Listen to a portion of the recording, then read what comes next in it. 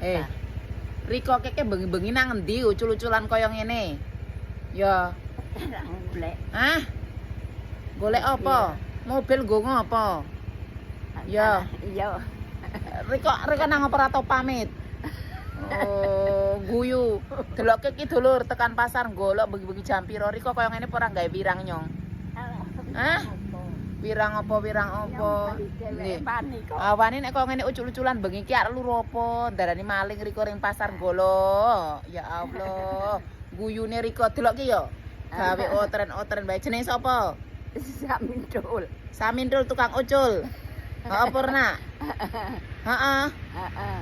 Riko nek bendina kaya ngene jajal. Jajal. Oh. Seneng. Tenang.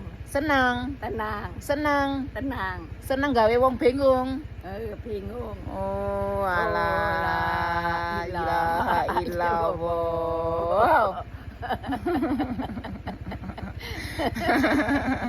Seneng banget Riko Koncan, Mbok. Yakin.